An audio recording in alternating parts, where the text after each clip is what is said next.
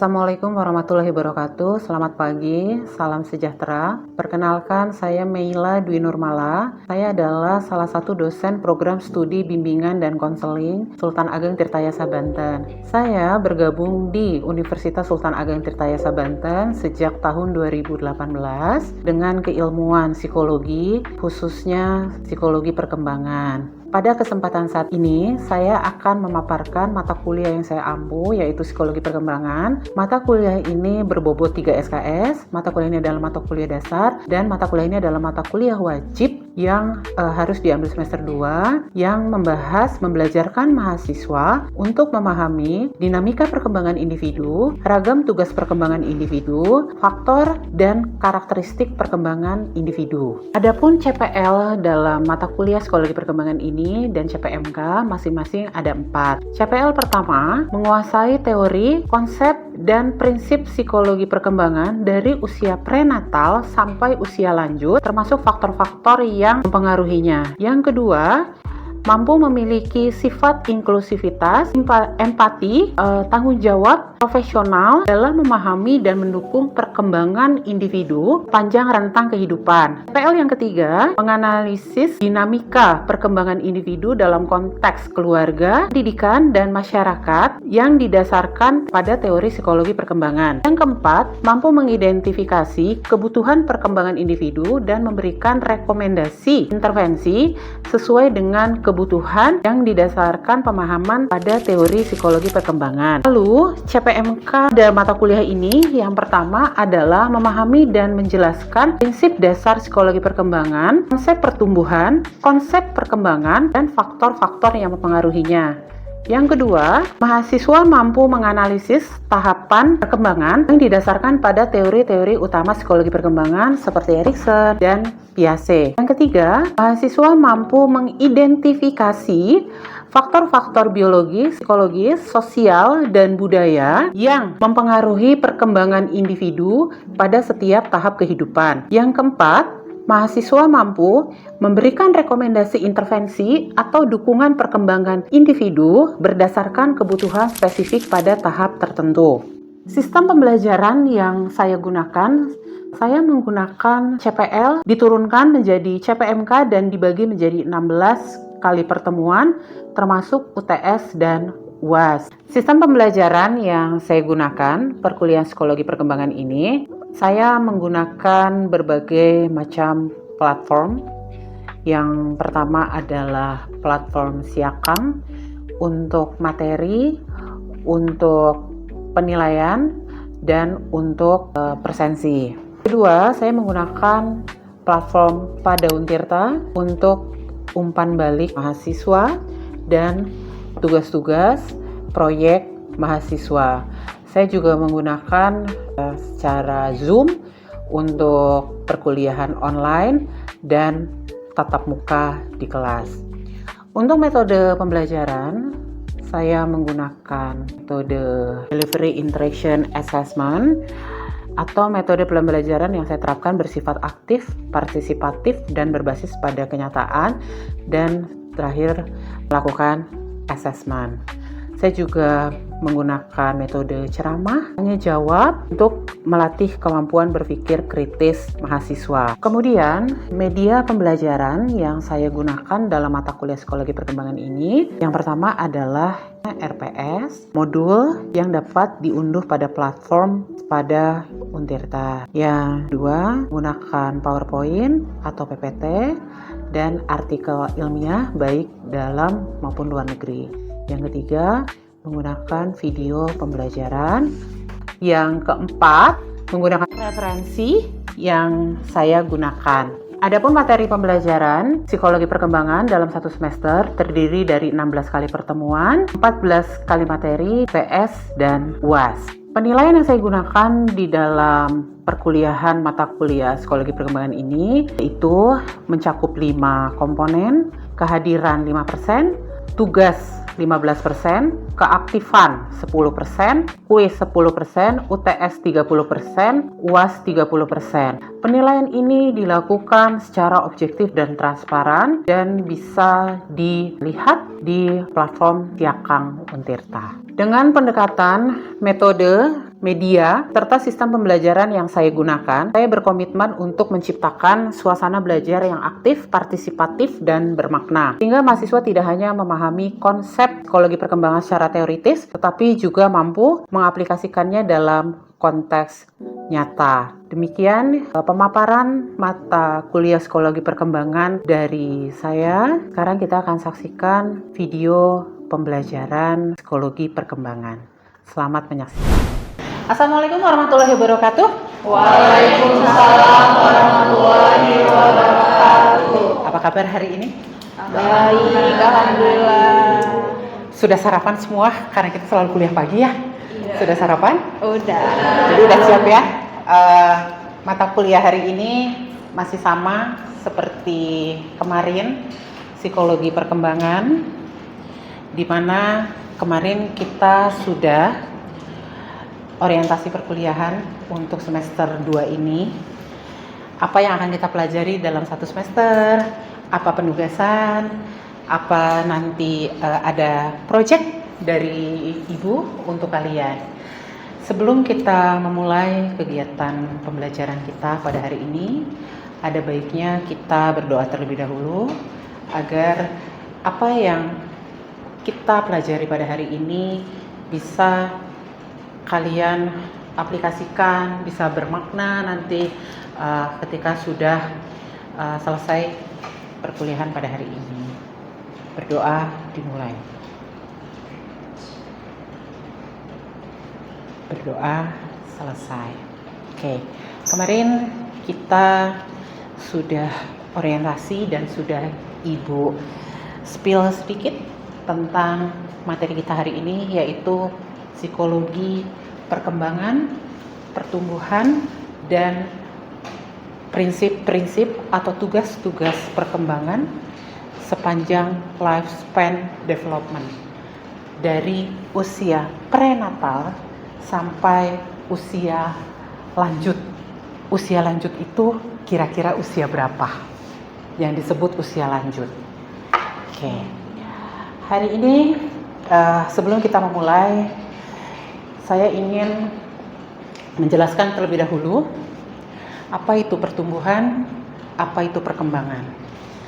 Ada yang pernah mendengar sebelumnya? Pasti pernah dong, kita bertumbuh dan berkembang sebagai manusia. Pertumbuhan dan perkembangan.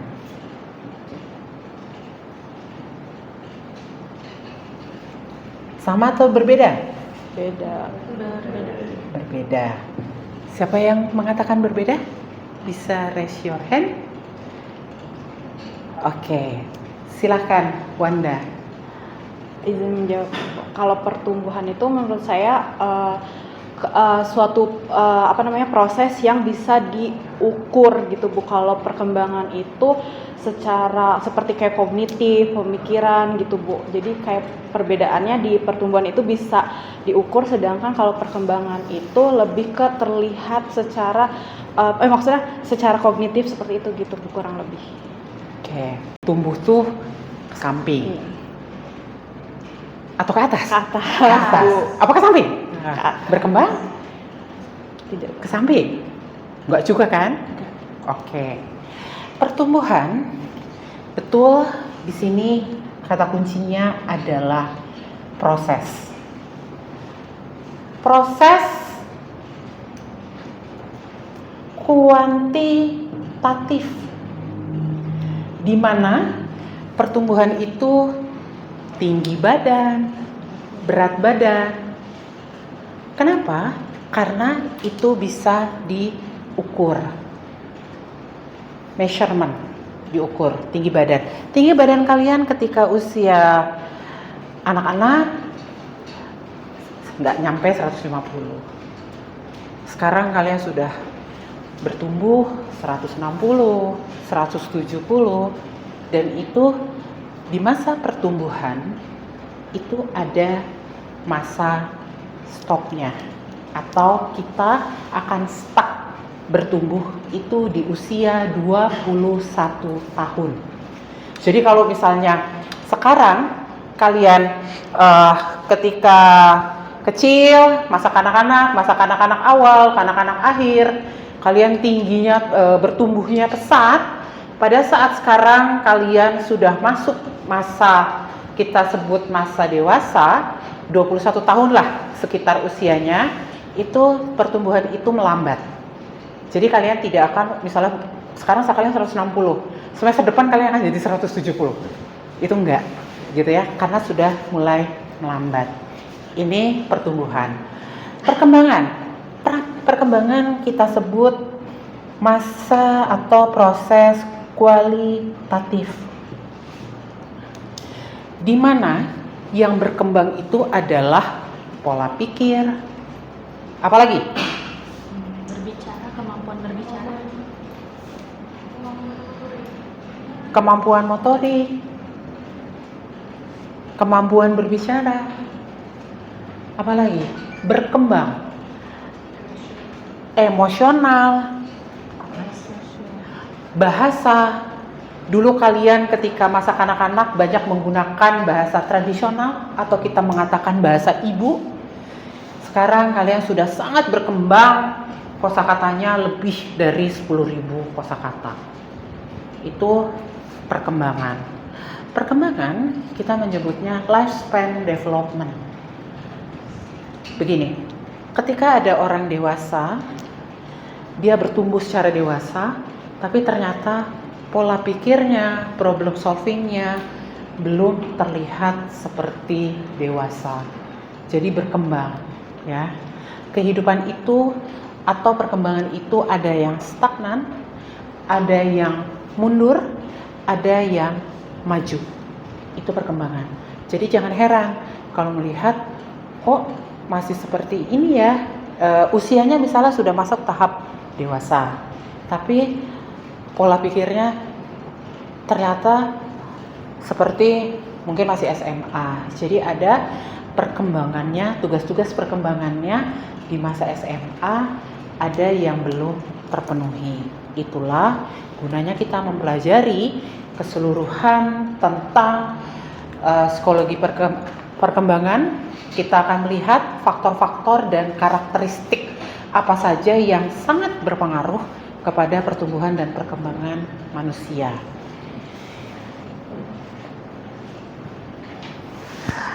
Secara umum, perkembangan dapat diartikan sebagai perubahan yang bersifat tetap. Ini perkembangan bersifat tetap dan tidak dapat diputar kembali. Kehidupan kita, baik pertumbuhan, baik perkembangan itu tidak bisa diputar kembali. Jadi sudah umur 21 ya 21 gitu ya, bertambah setiap tahunnya. Tadi sudah dijelaskan ya, pertumbuhan bertambah besarnya ukuran badan, fungsi fisik, lebih kepada fisik. Perkembangan lebih dapat mencerminkan sifat yang khas mengenai gejala psikologis yang muncul.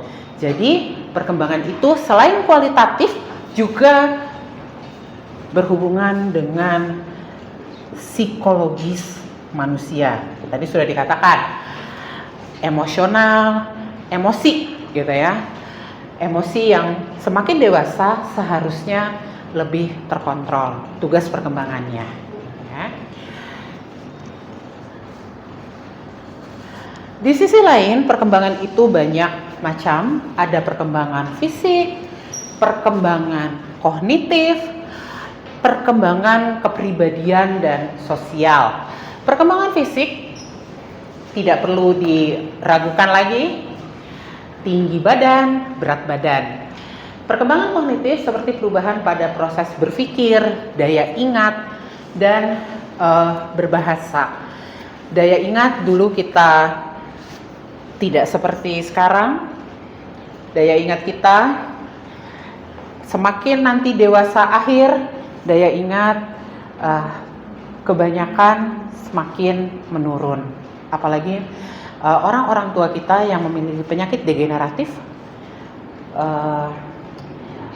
Alzheimer, pikun, gitu ya. Dan inilah yang perkembangan kognitif. Kita sebaiknya menjaga kognitif kita tetap dapat mengingat yang jangka waktu yang cukup lama gitu ya, di long term memory. Perkembangan kepribadian dan sosial seperti perubahan pada konsep diri, konsep gender, hubungan interpersonal. Ini yang terpenting, perkembangan kepribadian. Kita harus tahu tuh konsep diri kita seperti apa. Self concept. Apa konsep diri? Yang kalian pahami tentang konsep diri. Konsep diri. Self concept.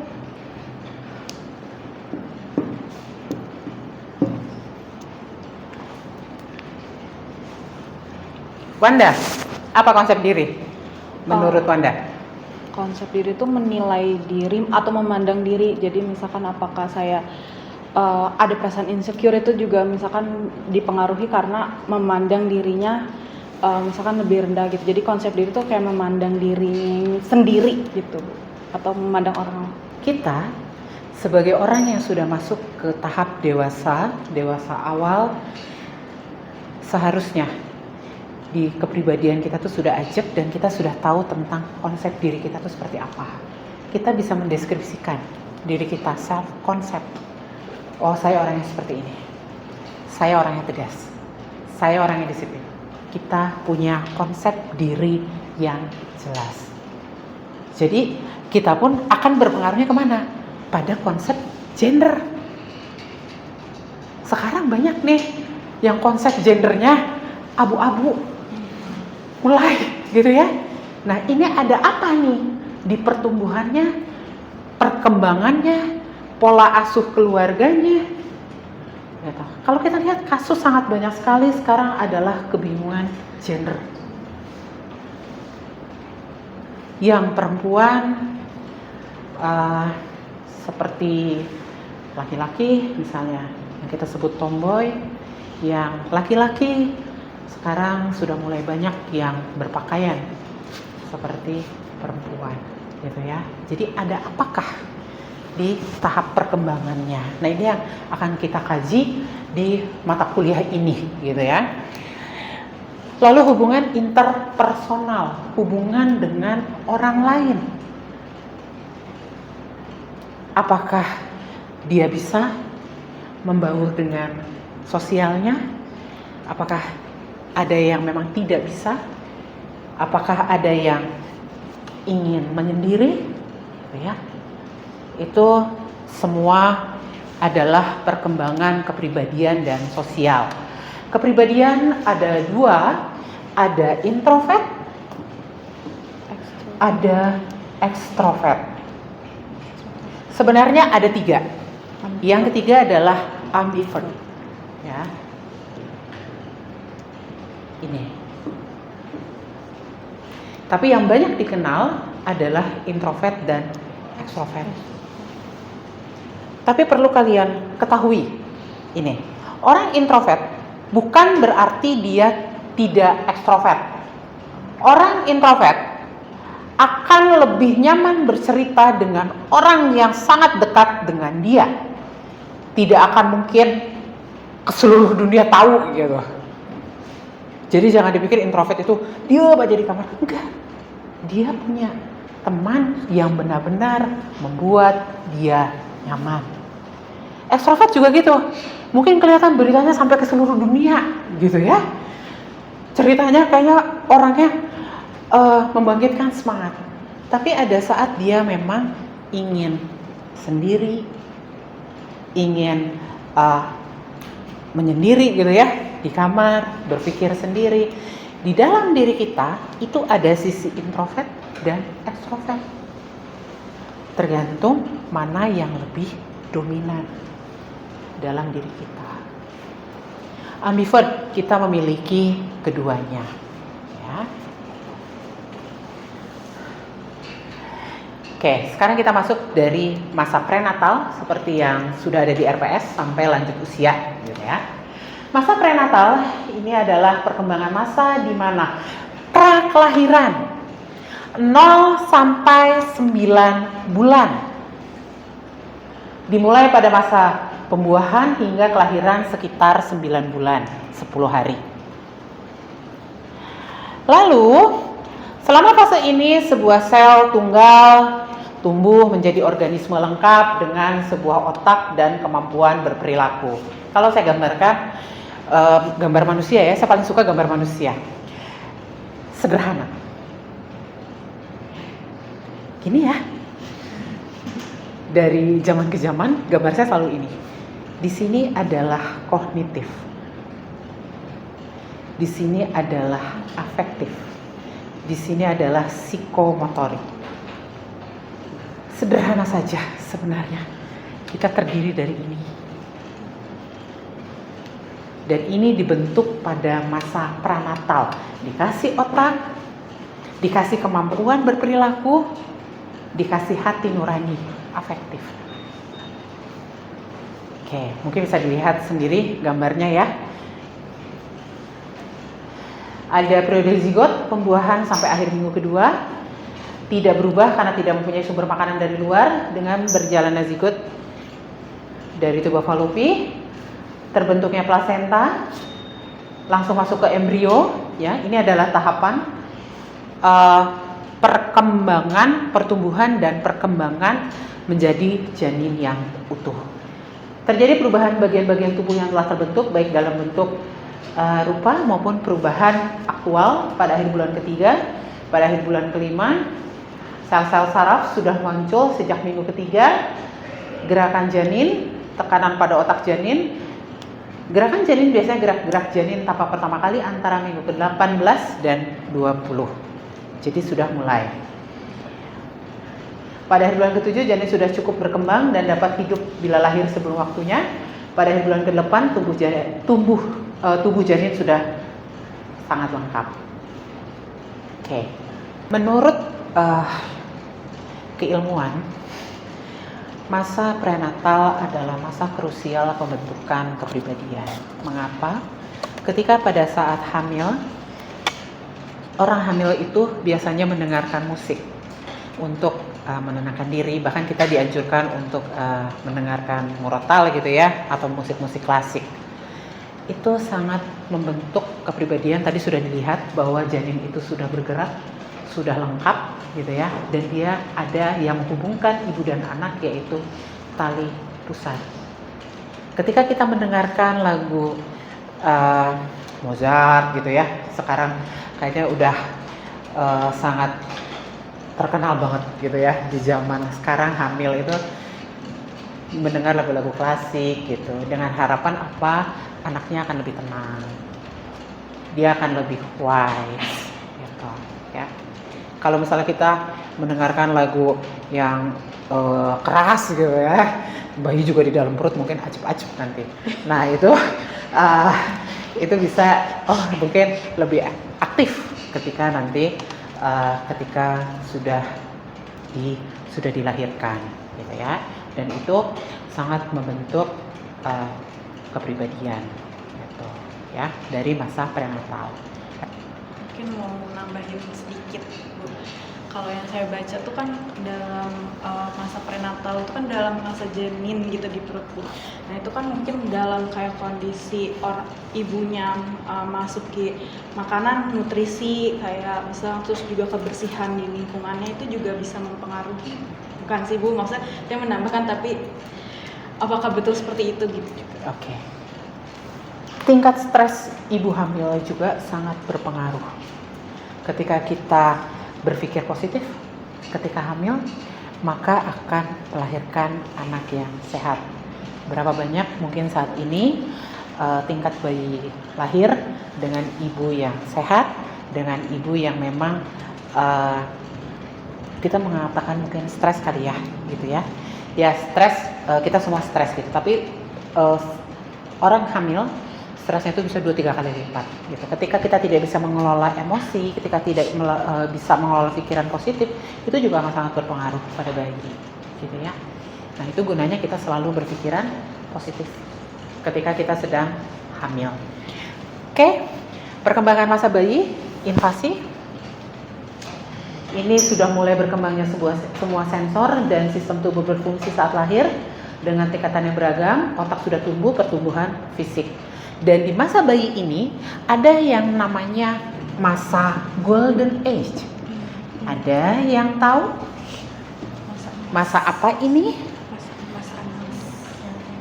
Raise your hand.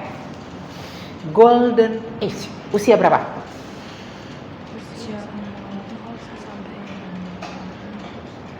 Salah nggak apa-apa, kita belajar. Masa Golden Age.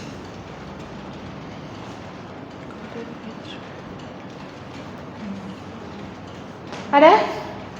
Raise your hand.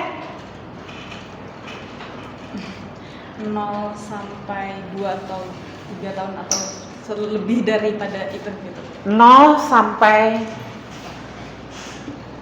atau 3 lah ya. 3 tahun. Masa apa ini, Wanda?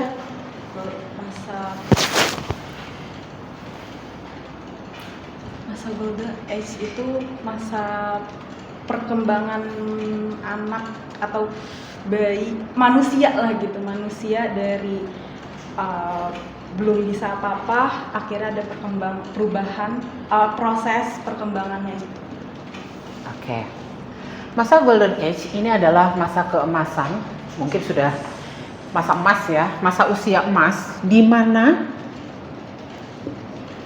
pertumbuhan ini tidak akan terulang kembali. Jadi ketika masa ini adalah masa membelajarkan anak kita itu toilet training. Apa toilet training? Belajar pipis tuh. Ya, belajar pipis di kamar mandi, belajar mengatakan apa yang dia inginkan, bagaimana dia mengungkapkan emosinya, gitu ya. Ini Golden Age, ini nggak akan bisa kembali. Kalau ini tidak terlewati tahap perkembangan ini, masa Golden Age, kita abai, kita tidak memberikan nutrisi yang baik, kita tidak memberikan stimulus yang baik kepada anak kita, maka itu akan terus terbawa. Makanya dikatakan ini adalah masa emas yang tidak dapat kembali lagi.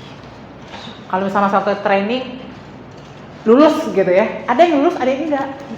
Mau tidur itu anak itu harus dibangunkan terlebih dahulu jam 11 malam. Yuk kita pipis di kamar mandi. Ini masa ini usia 1 sampai 3 tahun. Nanti kita akan belajar di teori Erikson. Kalau saya rasa perkuliahan kita waktunya sudah sangat terbatas. Untuk penugasan, saya ingin kalian mereview jurnal psikologi perkembangan. Jangan yang dari dalam negeri, dari luar, gitu ya. Kita akan melihat minggu depan kita akan melihat faktor-faktornya, karakteristik apa saja, dan tugas-tugas perkembangan anak dan pola asuh keluarganya. Satu mahasiswa, satu artikel, jurnalnya jurnal internasional. Itu akan menjadi nilai yang akan saya masukkan ke Siakan sebagai bahan evaluasi pada pembelajaran hari ini. Baik, karena perkuliahan kita sudah habis waktunya, saya mengucapkan terima kasih atas kehadirannya pada perkuliahan hari ini. Perkuliahan hari ini sangat menarik. Silahkan lihat kanan kirinya apakah ada sampah yang tertinggal sebelum meninggalkan ruangan ini. Mohon maaf jika ada kesalahan. Saya akhiri perkuliahan di hari ini, tapi sebelumnya akan saya absen di Siakan terlebih dahulu. Oke, saya akan absen dulu di Siakan.